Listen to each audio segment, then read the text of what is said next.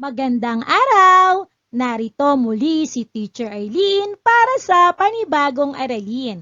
Welcome sa Mathematics 1.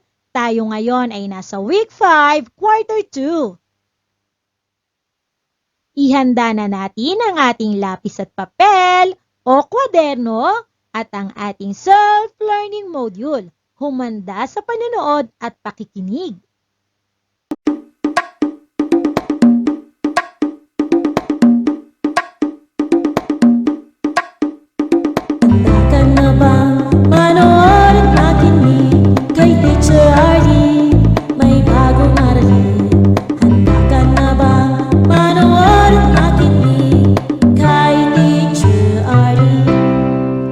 Sasamahan ko kayong magbasa at magsulat, mag-drawing, magkulay, matuto din sa math. Halina't pakinggan mga kwento ko sa inyo kay Teacher Arlene.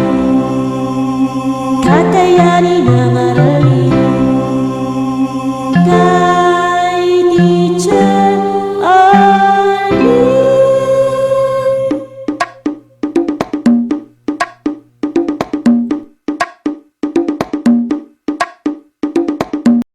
Tayo muna ay magbalik-aral kasama si Pixie Pizarra. Sa ating nakaraang aralin, tinalakay natin ang dalawang paraan ng pagbabawas o subtraction.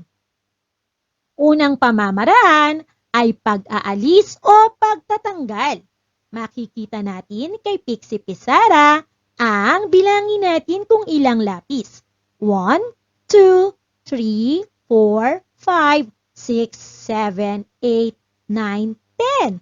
Mayroon siyang 10 lapis. Bawasan natin ng 1, 2, 3, 4. Binawasan natin ng 4. Ang natira ay bilangin natin. 1, 2, 3, 4, 5, 6. Ito ay nagpapakita ng pag-aalis o pagtatanggal. Mula sa 10 lapis ay inalis natin o inekisan o tinanggal natin ang 4 na lapis, kaya ang natira ay 6. Ito ay 10 minus 4 equals 6. Ikalawa, ito ay paghahambing ng bilang. Una, paghambingin ng dalawang grupo. Kung si Roel ay may 6 na mangga at si Seth ay may 1 mangga, alin ang mas marami? Hindi ba't kay Roel ang mas maraming mangga? Kaya naman, ang ibabawas natin ay 1 mangga ni Seth. Lagyan natin ng X. Sa 6 na mangga ni Roel, lalagyan din natin ng X. Ang natira ay, bilangin natin, 1, 2, 3, 4, 5. 5 mangga ang natira. Kaya, ang 6 minus 1 ay equals 5. Lamang ng 5 ang 6 sa 1. Ngayon naman ay dumakot tayo sa panibagong aralin. Ito ay ang pagdaragdag o addition bilang kabaliktaran ng pagbabawas o subtraction. Ang addition ay kabaliktaran ng subtraction? Opo! Sa araling ito ay malalaman mo na ang pagdaragdag ay kabaliktaran ng pagbabawas. Matututunan mo rin ang paggamit ng pagdaragdag o addition upang malaman mo ang pagkakaiba ng bawat pangkat gamit ang paghahambing. Pakinggan ang kwentong ito. Si May ay binila ng kanyang ina ng 5 ipit sa buhok. Bilangin natin. 1, 2, 3, 4,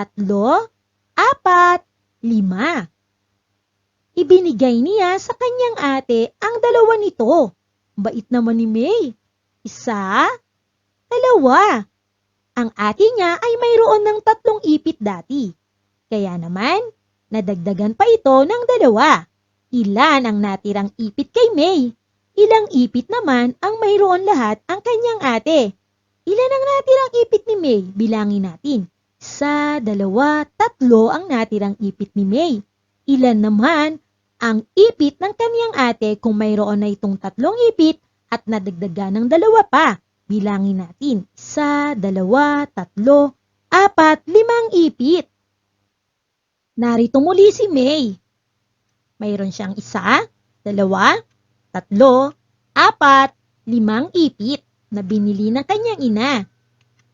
Narito naman ang kanyang ate. Ibinigay niya ang 2 ipit sa kanyang ate, kaya nabawasan ang 5 niyang ipit ng 2. Ilan ang natirang ipit ni May? Bilangin natin. 1, 2, 3. 3 ipit ang natira ni May. Ang ate niya ay mayroon ng 3 ipit. Nadagdagan pa ito ng 2 ipit na binigay ni May, kaya naman ilan na ang ipit niya? 1, 2, 3, 4, 5 na ang ipit ng kanyang ate. Makikita natin, ito ay 5 minus 2 equals 3 at 3 plus 2 equals 5. Pinapakita nito na ang pagbabawas ay kabaliktaran ng pagdaragdag. Ang difference ng isang pamilyang na pangungusap sa pagbabawas ay isang addend ng pamilyang na pangungusap sa pagdaragdag. Ano nga ba yon? Tingnan natin. 5 minus 2 equals 3 at sa pagdaragdag ito ay 3 plus 2 equals 5. Narito ang bahagi ng subtraction sentence. Minuend, subtrahend, difference. Minuend, subtrahend, difference. Kantahin natin. Minuend, subtrahend, difference. Sa addition sentence naman, mayroon tayong addends. Addends ang 2 bilang na pinagsasama at sum. Addends, sum. Addends, sum. Ulitin natin. Ang minuend ay bilang na babawasin, subtrahend ay bilang na magbabawas sa minuend, difference ay sagot sa subtraction. Addends ay 2 bilang na pinagsasama sa addition, at ang sum ay sagot sa addition. Makikita natin na ang 5 ipit ay binawasan ng 2 ipit. Binawasan ang 5 ipit ng 2 ipit dahil ibinigay niya sa kanyang ate. Ang natira ay 3 ipit. At ang ate niya ay mayroon ng 3 ipit. Nadagdagan pa ng 2. Kaya naman 3 nadagdagan ng 2 ay naging 5. Ang difference, sabi ko kanina, ay isang pamilyang na pangungusap sa pagbabawas ng isang addends. Ang number na difference ay nagmula sa addends ng addition. Ito siya Ito yung difference natin. Yung number 3 ay galing sa isa sa mga addends. Papaliwanag pa itong mabuti ni Pixie Pizarra. Narito si Celia at bibigyan niya ng carrots ang alagang rabbit niya. Binigyan niya ito ng 1, 2 carrots. Dinagdagan niya pa ito ng 1, 2, 3, 4. Nadagdagan ito ng 4 na carrots. Ilan lahat? 1, 2, 3, 4, 5, 6 na carrots. Ilan lahat ang carrots? 6. Kinain ng kanyang rabbit ang 2 sa mga carrots, kaya naman, nagbawas tayo ng 2. Ilan lahat ang natira? Ilan na lang ang natira? 1, 2, 3, 4. 4 ang natira sa kanyang mga carrots. Kaya naman, 2, dinagdagan ng 4, naging 6. Ang 6 na carrots, kinain ng 2 carrots, ang natira ay 4. Tingnan natin kung saan nanggaling ang sum. Ang sum ay galing sa minuend. At ang difference ay galing sa isa sa mga addends. Yan ang pagpapakita ng kabaliktaran ng addition at subtraction. Ang addition, tayo ay nagdagdag.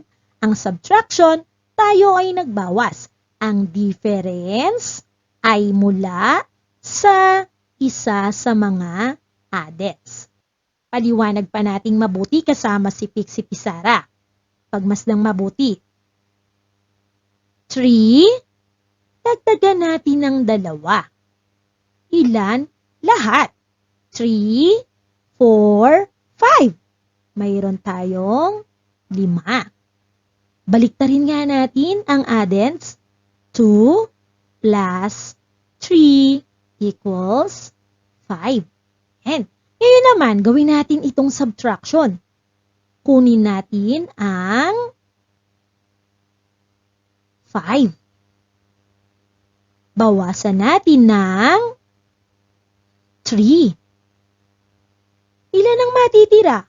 5 bawasan ng 3, ito ay magiging 2. Nakita nyo ba ang isang addends na 2 ay ito ang difference. At ang minuend ay ang sum. At ang isa sa ating addends ay na 3 ay naging subtrahend.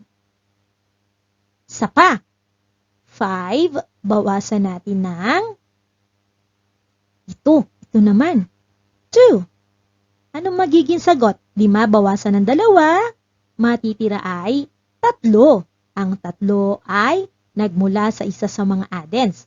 At ang 5 na ito ay galing sa sum. Yan ang pagpapakita ng kabaliktaran ng pagdaragdag at pagbabawas. Sa panghalimbawa, 4, dagdagan natin ng 1. Ilan lahat? Ito ay 5. Halimbawa, pagbaliktarin ko yung dalawang addends. 1 at 4. Ilan ang sagot? 5 pa rin. Ngayon naman, gawin nating subtraction. Ang sum, ang magiging minuend, bawasan natin ng isa sa mga addends na 4. Ilan ang matitira? 1. At ito yan, galing sa addends. Isa sa mga addends ng addition. Isa pa, 5, bawasan natin ng 1. Equals, 5 bawasan ng 1, may matitira tayong 4. Ayan yan, o. Okay, nakita ba mga bata? Ang minuend ay galing sa sum, ang subtrahend ay galing sa isa sa mga addends, at ang sagot ay isa rin sa mga addends. Yan ang kabaliktaran ng pagdaragdag at pagbabawas. Isa pa.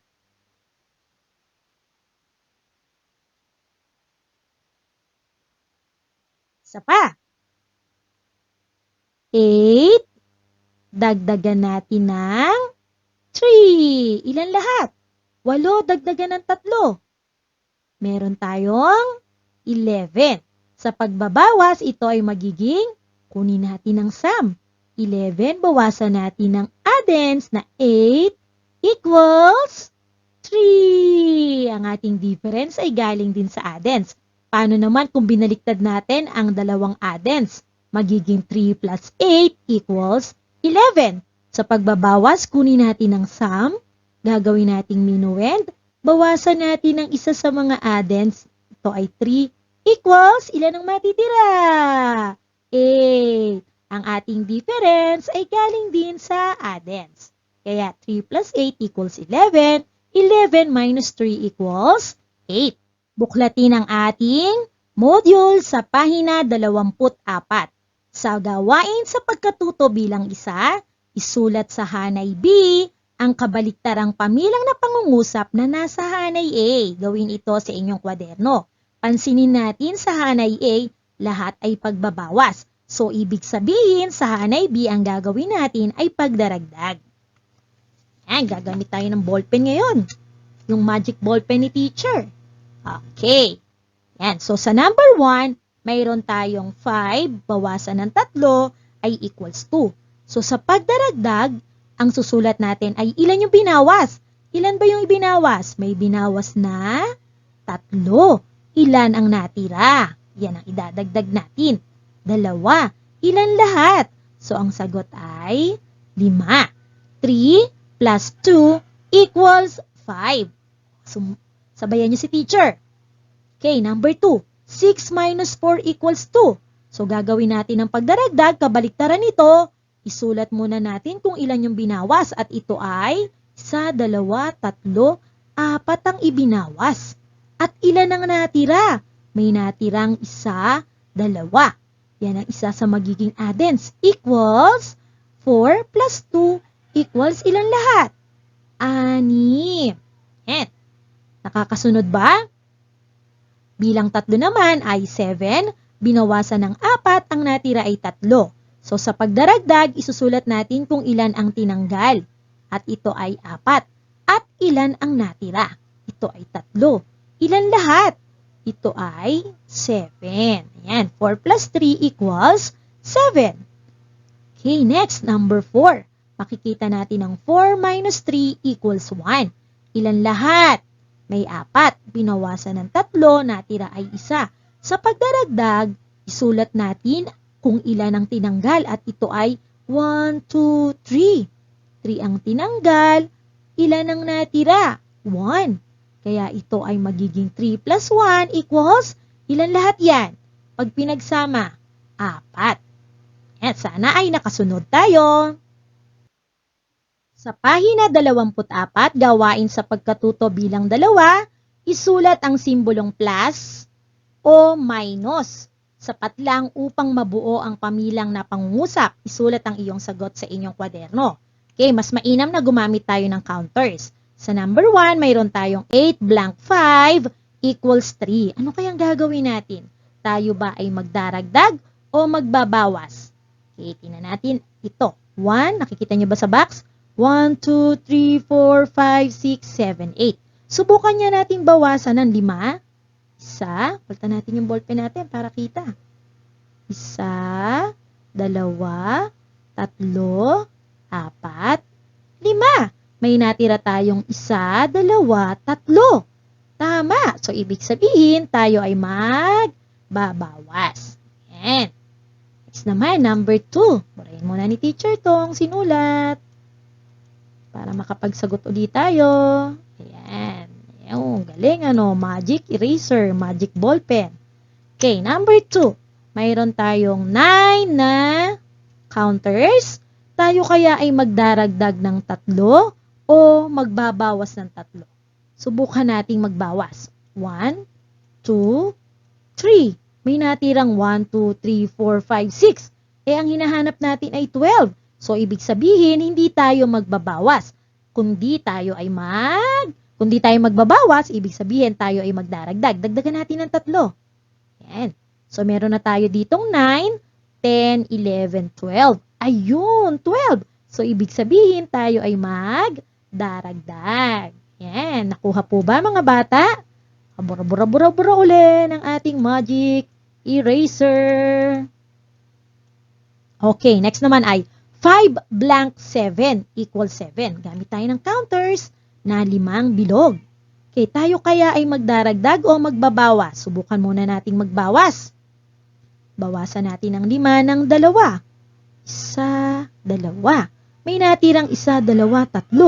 Ang hinahanap natin ay 7. Ibig sabihin, hindi tayo magdaragdag, hindi tayo magbabawas, kundi tayo ay magdaragdag. So, kung meron na tayong 5, 6, 7. Ibig sabihin, ang sagot ay plus. Okay. Alright, next. Bura-bura, bura-bura, bura-bura. Next naman ay 9 blank 6 equals 3. Ano kaya? Tayo kaya ay magdaragdag o magbabawas? So, magbawas muna tayo. Tingnan natin. Ang 9, bawasan natin ng 6.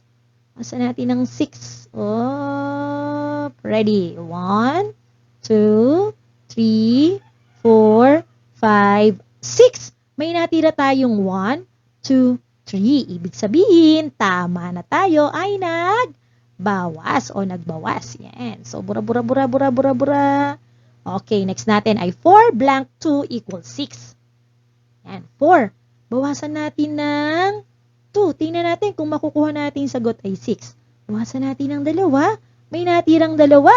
Ang hinahanap natin ay 6. Ibig sabihin, hindi tayo magbabawas, tayo ay magdaragdag. So, meron na tayong 4, 5, 6. Yan. So, ang sagot ay addition o pagdaragdag. Bura-bura-bura-bura. Okay, next ay 3 at 4 naman ang ating gagawin. Equals 7.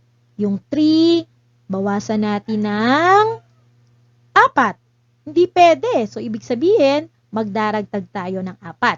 Dagdagan natin ng 4. 1, 2, 3, 4. Ilan lahat? 1, 2, 3, 4, 5, 6, 7. Ibig sabihin tayo ay nagdagdag. Okay. Alright. Nakukuha ba mga bata? Okay. Next natin ay 15. Blank 6 equals 9. Umunti. Ibig sabihin tayo ba ay magdaragdag o magbabawas? Ibig sabihin tayo ay magbabawas. Bawas daw tayo ng 6.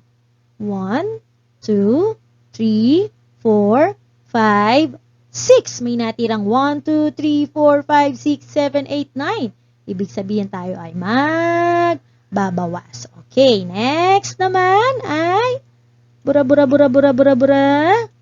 Okay, mayroon tayong 9 blank 4 equals 5. Yung 9, umunti. Ibig sabihin, ano kayang gagawin natin? Tayo ay magbabawas.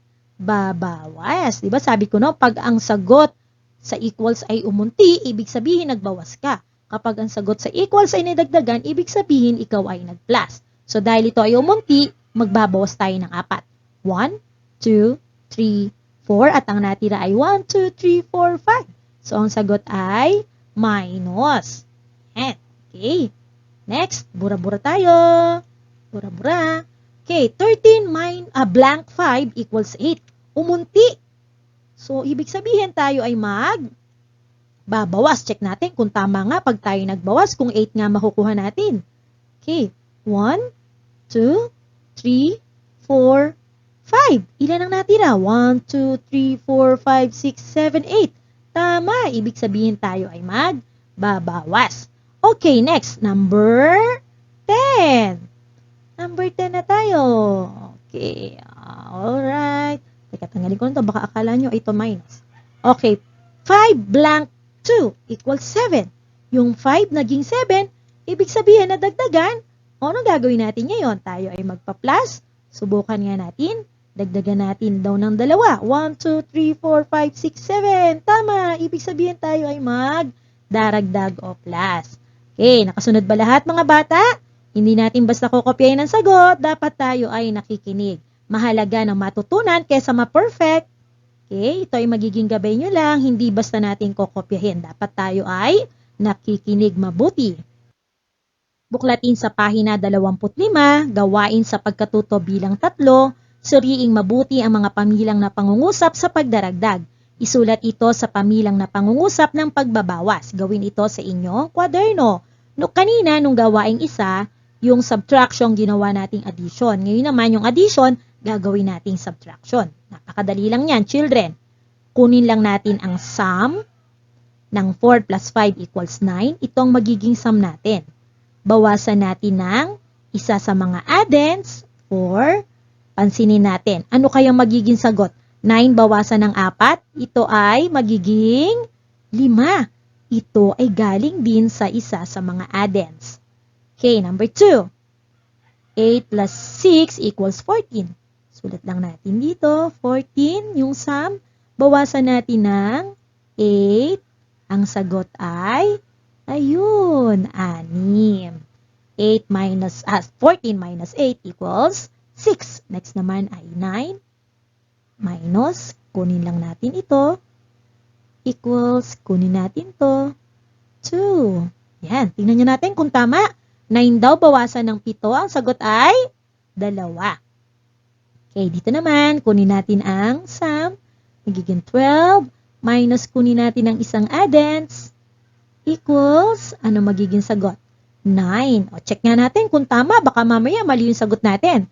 12 bawasan ng 3 equals 9. Okay, next.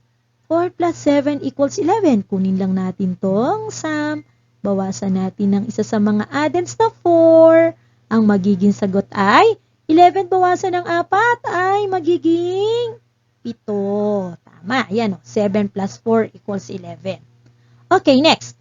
6. 4 plus 2 equals 6. Kunin natin yung 6. Bawasan natin ng isa sa mga addends na 4. Equals 6 bawasan ng 4. Ang magiging sagot ay 2. Okay, next. 7 plus 1 equals 8. 8, kunin natin. Bawasan ng isa sa mga addends na 7. Equals, o ilan nga? 8 bawasan ng 7. Matitira ay 1. Ayun.